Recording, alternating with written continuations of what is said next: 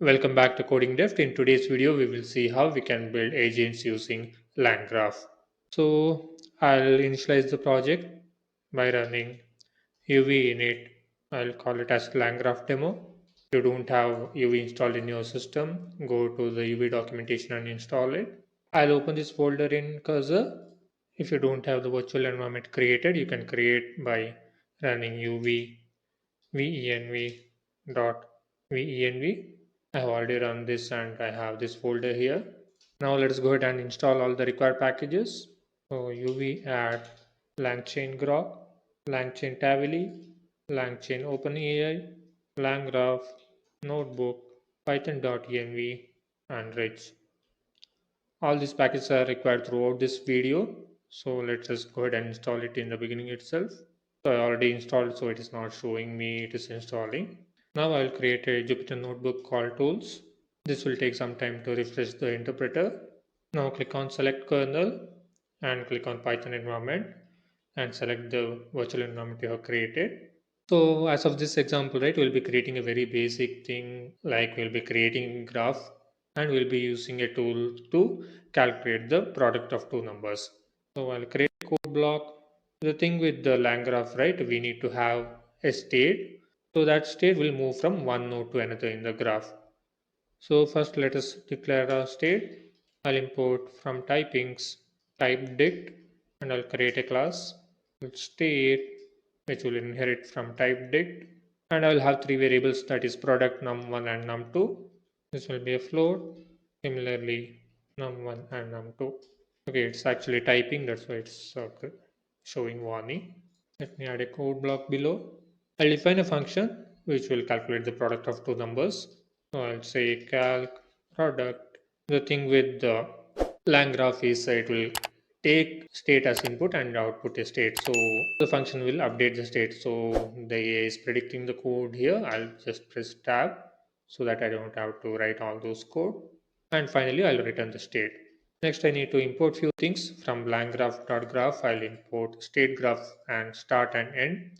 Every graph will have start and end. Let us see next how we can add that. Next, I'll define a builder equal to state graph of our state. To this builder, we need to add nodes and edges. So the first node will be, so we will have only one node. So that is calc product. So I've added builder.add node of calc product and passed this calc product function. Now I need to add the edges. So builder.add edge from start to calc product and then calc product to end. So we can visualize this graph. For that you need this code.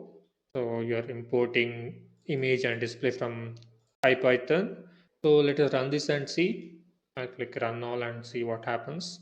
Okay, the graph is not defined here. I'll stop the execution. Before getting the graph, we need to compile the graph. So we can get this graph by compiling the builder. So graph is equal to builder.compile. Let me run this cell. So there is some issue with this mermaid graph. So I changed the name of this node to calc product node 1. So now it is coming fine. So this is the graph. We start, we have a function, then it will end. Now let us run this graph. So I'll say graph dot invoke. So parameters we have in our state, that is num1 and num2. And if I click on run, right, as you can see, we are getting the output as product. You can output that as response and I can print response of product. Now only the product will be displayed. That is the basic of LangGraph. Next we will implement the chatbot and see. So I'll create another file called basic chatbot. Here I'll do some standard imports. Let me define the state. Here the state will have messages. You might have seen the conversation between a bot and an agent is a list of messages, right? That is the reason we have a message variable, and add message function will append a new message to this list. And I'll have a graph builder defined here. Next, we need to load few environment variables. So we'll be using LLMs to demonstrate the chatbot. So we need to have the API keys here. So I'll create a env file. So I'll have my OpenAI API key as well as Grok API key. Ensure that you update your values here. I've explained in detail in a previous video regarding Agno how to get the Grok KPI key. So Grok Cloud provides you with the free usages. So for the demonstration purpose, you can rely on Grok if you don't want to subscribe to like OpenAI or Gemini. So the loading of environment variables is done. Now we will initialize the chat model. So I'll import init chat model from langchain underscore chat model. For this demo, I'll be using OpenAI open source model from Grok.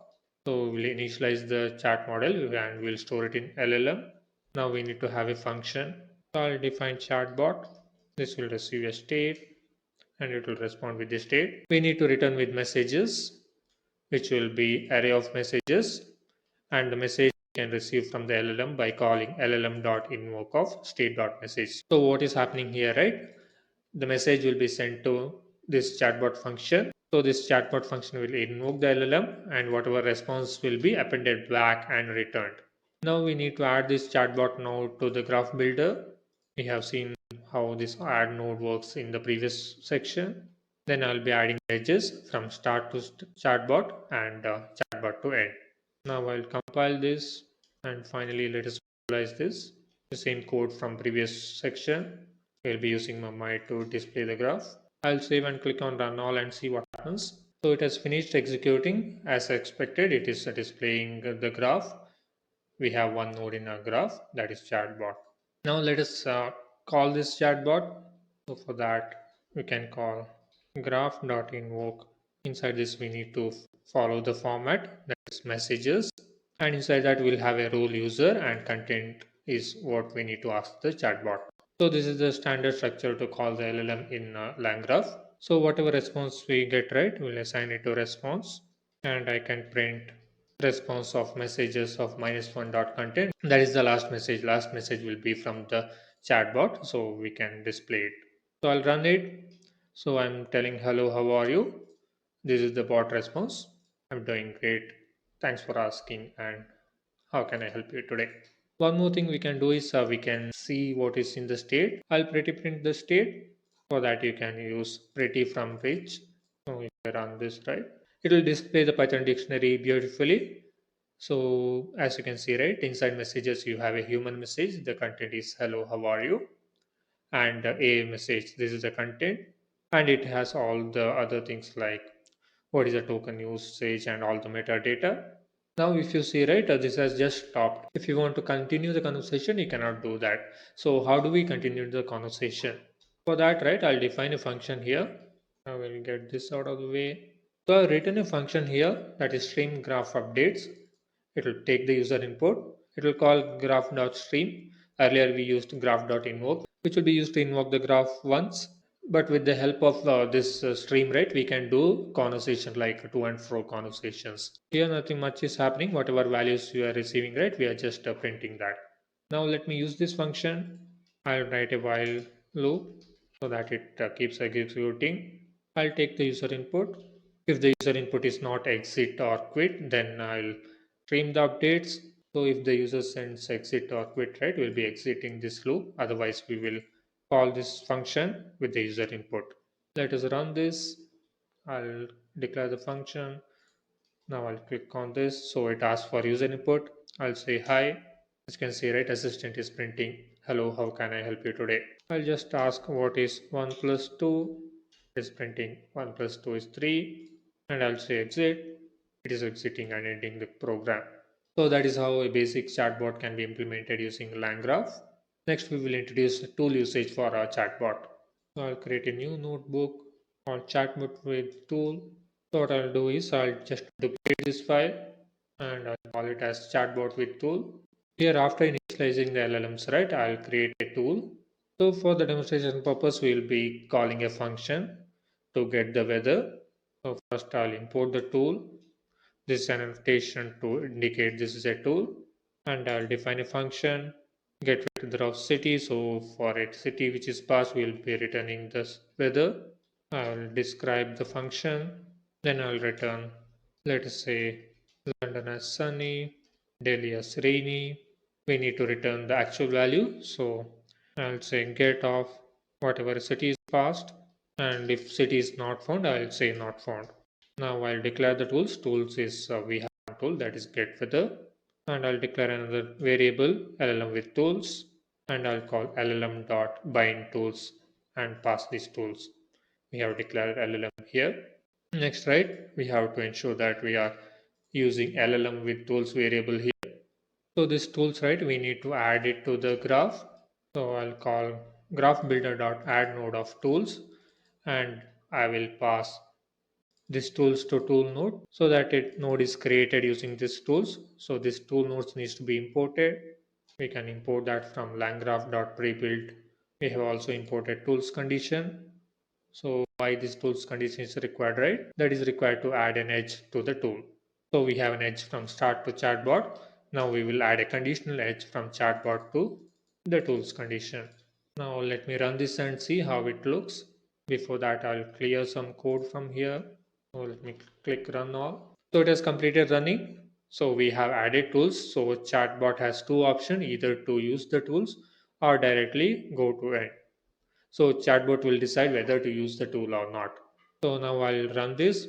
Here the content is just hello. So the chatbot is responding. It is not using the tool. Now let us make it use the tool. So I will ask, how is the weather in Delhi? So when I run it, right, we are getting the response as rainy. So it is going to this flow. So start, it is going to chatbot. Chatbot is deciding, okay, the user is asking for weather. So I need to make the tool call. And as a response, we are printing the weather. We can pretty print this and check. So I click on run. So here message is how is the weather in Delhi. So AI uses reasoning and it understands that I need to call get weather function to get the weather. Then there is a tool. Then there is a tool call. So it calls get weather and passes Delhi as the argument, and the tool responds with content as rainy. Next thing we will see is memory. Before that, we will run something and check. I'll say my name is John, and I'll execute this. And in the next cell, right, I'll ask what is my name. When I click on run, right, it says I'm sorry, I don't have that information. So how do we make sure that the LLM knows previous conversations? So that we can achieve through memory. So I'll copy paste this code. I'll rename it to memory, and I'll clean up some code here. So I cleaned up the code, and all I have is basic chatbot start to end graph. So to have memory, right, we need to create a memory saver object. So we can import in memory saver class from langgraph.checkpoint.memory. Also, I need to have a configuration. So this configuration will have a thread ID so that it knows which conversation it is. Now, while compiling the graph, right, I'll say checkpointer is equal to memory so that it saves the memory. I'll pass the configuration, and I'll say stream mode is equal to values, and I'll pretty print all the values. So as a message, I'll say I like blue color. Now let's run this all. Yeah, we have one syntax error here. So this config and stream mode should be passed outside. It is not inside the messages. Yeah, now that error went away. Here the variable should be events. So I'll change it to events, and I'll click on run. So this is the human message. I like blue color, and a message is that's a great choice. Now I ask it what is my favorite color, or I'll do a twist here. I'll ask suggest me some wallpaper. So as you can see, right, the AI is telling here are a handful of blue themed wallpaper ideas. So it knows you like blue color, and it takes that as an input before responding to the next message. So that is how we can enable memory in LangGraph. In the final section, we will see how we can have human in the loop. For this, I have created a Python file and have pasted some standard code which we have been doing throughout this video. So what we'll be demonstrating here, right?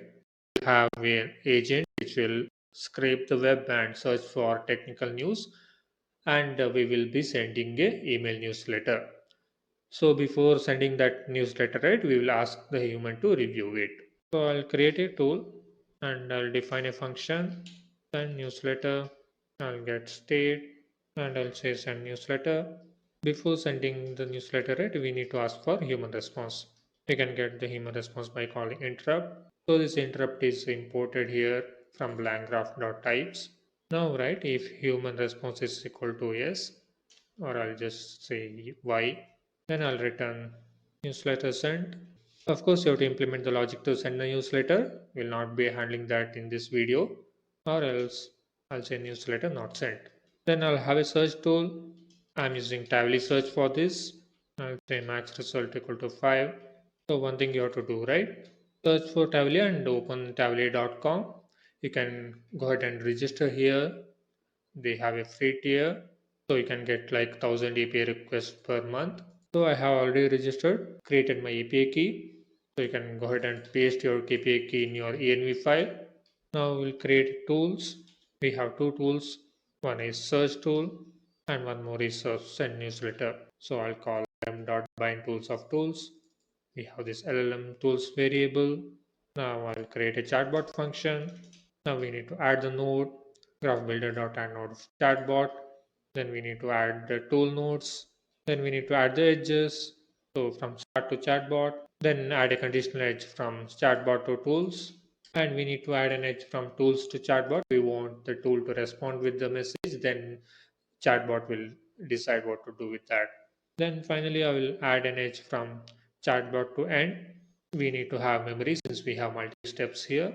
And I'll compile the graph builder using graphbuilder.compile function. So this is how the graph will look like. So we have a start, then it goes to chatbot. It can optionally call the tools. Tools will return to the chatbot, and finally chatbot will call end. Now I'll have the configuration. There is a thread ID. This is required for storing the memory. Now I'll call graph.invoke with the message. So the content here is search for top tech news and prepare a summary. I'll print the response. Let us run the code till here and see what happens. I'll say uv run human in the loop.py. I'm getting an error that the Tavily API key is not found. I think I haven't added. I'll go and add it. So I have added it and running it again. This will take some time to run. So it has run successfully and it is printing the response. So these are the top tech newses, iPhone 17 release, Meta's new VR glasses. So it has summarized this. Now what we can do is we can ask it to send the newsletter. So I'll invoke send email newsletter and it needs the input from human. So I'll say decision equal to input so that it asks for input and I'll pass back that decision to the graph and finally I'll print the message from the LLM. Let me run this again. So it is printing the summary of the tech news. Now it asks send newsletter or not. I'll say yes. That S will be fed back to the LLM and LLM will show this response. We will run the no case as well. I'll say no. Yeah, now the LLM summarizes that there seems to be some issue in sending the email. So to summarize this, right? First, we will ask chatbot to generate news articles. So it will call the search API. Then we will ask it to send the email. So it knows it has a tool to send email. It will call that tool. That tool will interrupt and ask the confirmation from the user. If user says yes, then it will respond email is sent and the chatbot will summarize that. So that's it about the LangGraph. I know it has been a long one. Hope you like this. If you have, please consider subscribing to the channel. See you in the next one.